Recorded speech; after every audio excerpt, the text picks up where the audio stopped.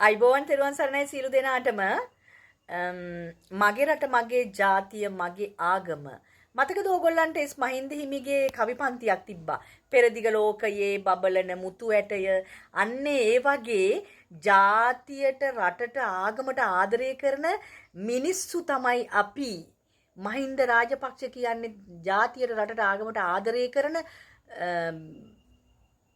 නායකයෙක් එතුමා රට ගැන කතා කරන්නේ විදේශීය රටවල් විතරක් නෙමෙයි මේ ලංකාවේ ඉඳලා හරි කතා කරන්නේ ඒ ජාතික අභිමාණයෙන් කතා කරන ඒ කතා පොඩ්ඩක් අහලා බලන්න.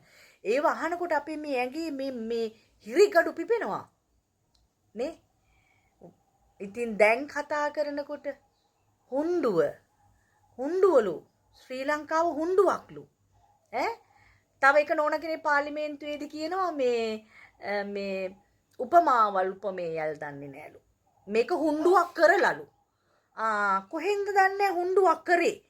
ඒ කියන්නේ ලොකුවට තිබ්බ එකක් හුණ්ඩුවක් කරා කියලා කියන්නේ මම මේ නෝනට කියන්නේ ලොකුවට තිබ්බ එකක් හුණ්ඩුවක් කරා කියලා කියන්නේ ඒ කියන්නේ මේ උතුරෙන් කොහෙන් හරි කඩලා දීලාද දන්නේ නැහැ. ඒක දන්නේ නැහැ හුණ්ඩුව කියලා කියන්නේ.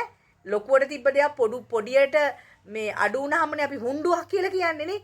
දැන් ඒ නෝනා කියනවා ඒ හුණ්ඩුව කිව්වේ මේක මේ තිබ්බ විදියට නෙමෙයිලු තියෙන්නේ දැන් කියලා. තිබ්බ විදියට නම් තමයි තියෙන්නේ දැන් අඩු කරලාත් දන්නේ නැහැ කොහෙන් හරි ලියලා කරලා දීලාද දන්නේ නැහැ කියලා තමයි අපිට කියන්න තියෙන්නේ. අනිත් එක තමයි ඒ නෝනා කියනවා මේ රට මේ වට්ටලාලු අනේ මේ තව දුරටත් ඕවා කියන්නේ නැතුව දැන් අවුරුදු එකමාරක්නේ අරගෙන දුන්නු පොරොන්දු ටික ඉටු කරන්නකෝ ඉස්සර වෙලා දැන් අර සැලසුම් හදනවා කිය හදන සැලසුමකුත් නැහැ. එක පවුලකට එක වෛද්‍යවරයෙක් කිව්වා. ඉන්නවද එක පවුලකට වෛද්‍යවරයෙක්? ඊට පස්සේ කිව්වා දරුවා ඉස්කෝලේ ගියේ නැත්තම් මේ දරුවා මේ ඉස්කෝලේ ගියේ නැත්තම් දෙමව්පියට මැසේජ් එකක් කියවන මේවා එකක් හදනවලු. ඇප් එකක්. ඒටි අර මාළු ඉන්නවද කියලා බලන්න ඇප් හදනවා කිව්වා. මිනිස්සුනේ ඉතින් තව මොනවද කියන්නකෝ ඉතින්.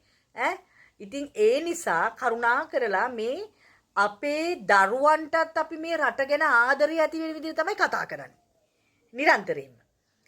එතකොට මේ රටට ආදරය කරමින් මේ රට සංවර්ධනය කරාට කමන්නේ රටට ගරහන්න එපා.